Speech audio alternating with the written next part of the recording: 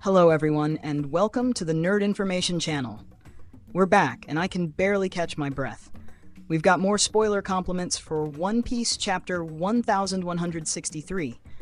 And if you thought an 11 out of 10 chapter was the limit, Oda decided to break every barrier. What just dropped doesn't only add details, it throws atomic bombs at the lore and power scale that will redefine everything we thought we knew about God Valley. As we've been saying, Chapter 1163 has a clear mission: to hype Imu-sama as the true and uncontested number one in the verse. This chapter will take the Yonkou, the Admirals, and even legends like Roger and Garp, and put them on the kids' shelf, compared to the power of the King of the World. Still doubting it? Then get ready, because what we're about to discuss is on another level.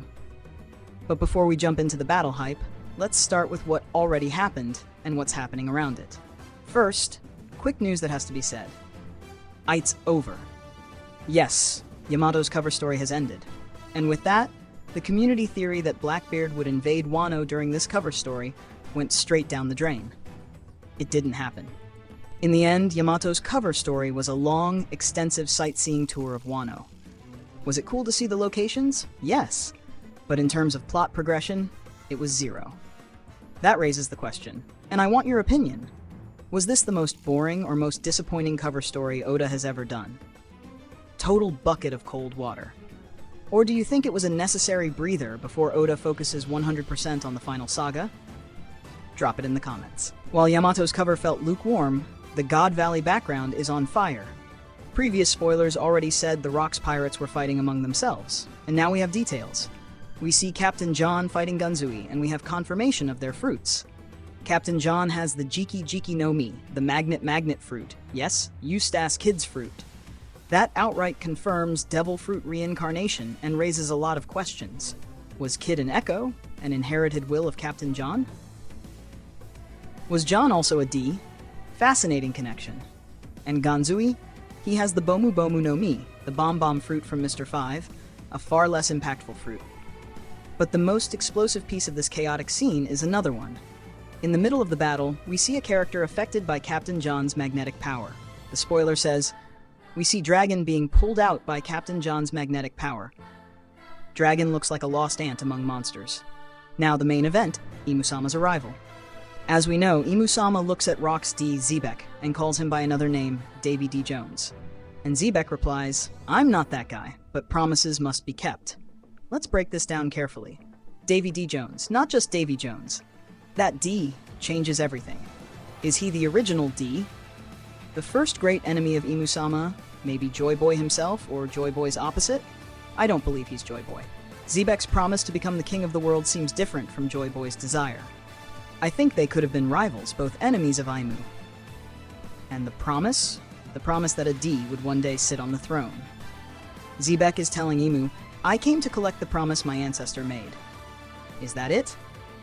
Here comes the scariest lore add-on. While confronting Xebec and his crew, Whitebeard, Kaido, Big Mom, Imu-sama says a line that defines his character in the series' endgame. I need to eliminate all of them to complete my world. Not the world. My world. Possession and all of them? Not just the pirates there. All of the D. That confirms a genocide lasting 800 years. Imu-sama's goal is the complete eradication of the D lineage, so his perfect world, without challenge, without freedom, without the chaos of the D, can exist. Absolute tyranny. Yeah, my friends, drink in that lore for One Piece 1163. But the chapter isn't just dialogue. Now we go to the action, and what action? As we know, we'll get the most impossible alliance in history. Xebec, Roger, Garp, Big Mom, Kaido, and Whitebeard, the 6 greatest monsters of that era. They look at Imu-sama and understand he's the real enemy.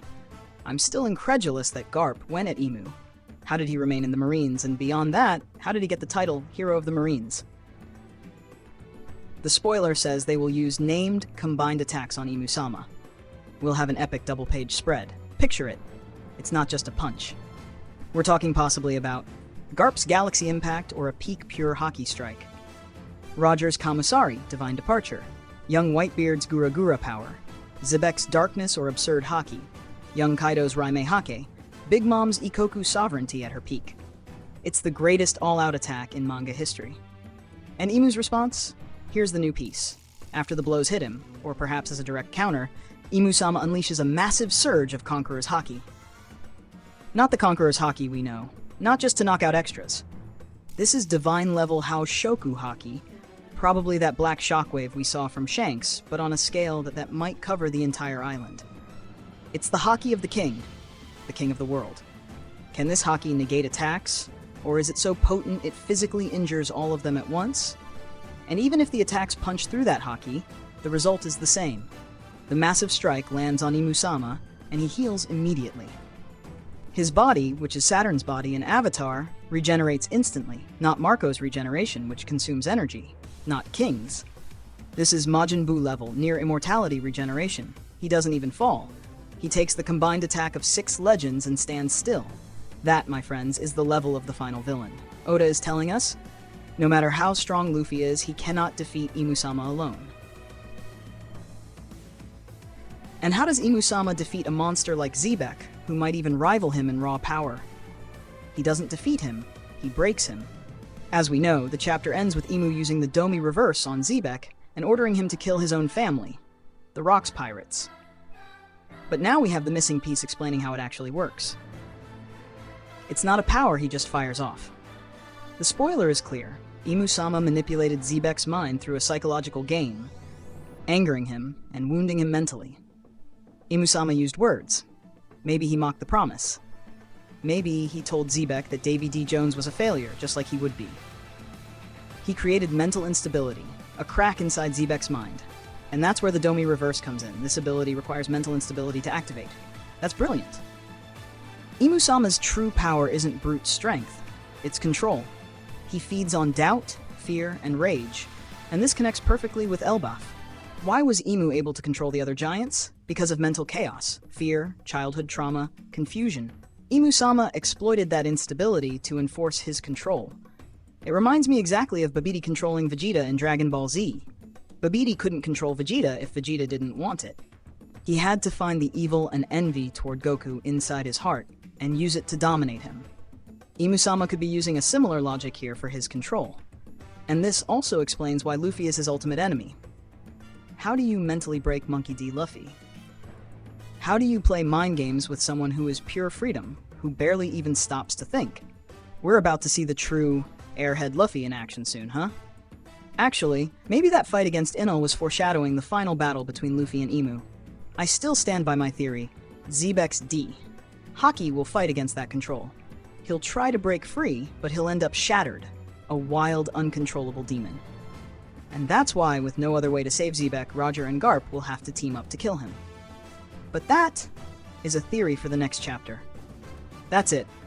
I'm exhausted just from reading these spoilers. What a chapter! Captain John with Kid's Fruit, The Promise of Davy D. Jones, Imu-sama's My World, The Alliance of 6 Legends, Imu's Divine Conqueror's Haki, Instant Regeneration, and the terrifying mechanics of the Domi Reverse. And the best news I could possibly give you to wrap up this video, there will be no break next week.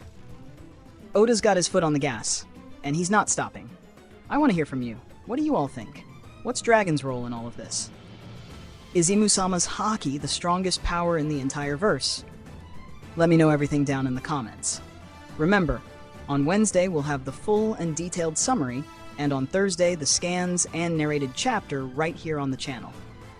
And the chapter will be officially released next Sunday for free on Manga Plus. If you enjoyed this video and you're as hyped as I am, don't forget to leave your like, subscribe, and ring the notification bell. Thanks for watching. See you next time, and take care.